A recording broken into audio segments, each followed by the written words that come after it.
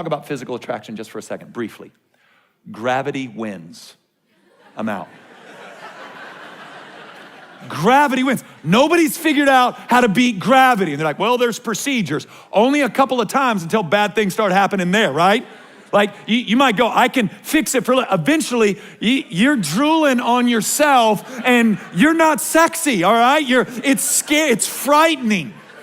Like, what is that? Gravity wins. No one beats gravity. And so if you're pushing all your chips onto physical attraction, you will be disappointed. Do you know your nose and ears never stop growing? So not only does gravity win, but give it enough time and you are some circus freak looking Dumbo, wrinkly, droopy mess. And on that day, gospel partnership rooted in deep friendship is awesome. It's all. So, and if you're going, I see, no, you can't, two of you can't come in like that. Now, I will say this. Are you saying physical attraction doesn't matter? No, what I'm telling you is in a good friendship, you'll find godliness to be sexy. Godliness is extremely sexy in a way that just physical sexiness cannot be. Physical sexiness has some aspects of mystery to it until the mystery goes away. And then once the mystery has gone away, there's no deepening of that attraction. Right? The longer you're with someone, they can't hide physical imperfections. They can't push stuff up and hold stuff in, and they can't, like, all of that's gone. But godliness is ever deepening.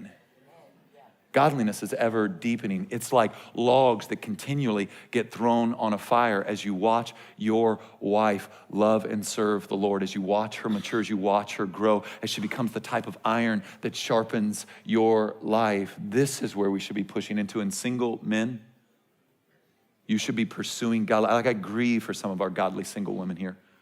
Just ferociously godly women stuck around a bunch of boys. Now look, this is how I'm training my son, little 8-year-old Reed. This is how I train. When I see him do something that a man should do, man, I'm swooping in there and giving him knucks. All right, he holds the door for my wife. All right, and then I'm down there, I'm like, what's up, Bob? Man stuff. Good job. When he shares with his sister, swoop down in there like a, nuts. Hey, great job. Man, you just acted like a man there, buddy. 8-year-old man, I'm proud of you. And then when he acts like a little boy, I want to bring that to his attention. Well, isn't he a little boy? Yeah, but my job is to train him out of his boyness. Not out of the mystery and awe of being young. Let that be there as long as his lack of cynicism will allow. But like when he shoves his sister down and I go, hey, men don't do that. And he goes, well, she started it. I like to go, yeah, listen, boys shove girls, men never shove girls. Boys hit girls, men never hit girls. Well, that's not fair. That's what boys say. Boys say that's not fair. Men don't say that's not fair. Men know what they've been called to. They know they've been called into something that's very difficult. They know their strength will only be found in Christ, and they know they'll fail often at it. But we don't want fair. Buddy, we have been designed by God to war for the glory of God, the soul of our wife, the development of our children, and the glory of Christ in the world. We don't want fair, we want the fight. Our masculinity comes out in the fight, not in peacetime, but in fight. Again, it's why lazy men are so destructive to human flourishing. They want it to be fair. It's not fair.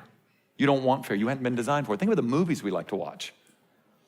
We want the fight. We want our lives to matter. We want to lay it down. We love Saving Private Ryan. Everybody getting shot up on the beach. We want to run up on that beach with them. It's in us. Brothers, you've been called to this. Anything less than this is outside of design and purpose.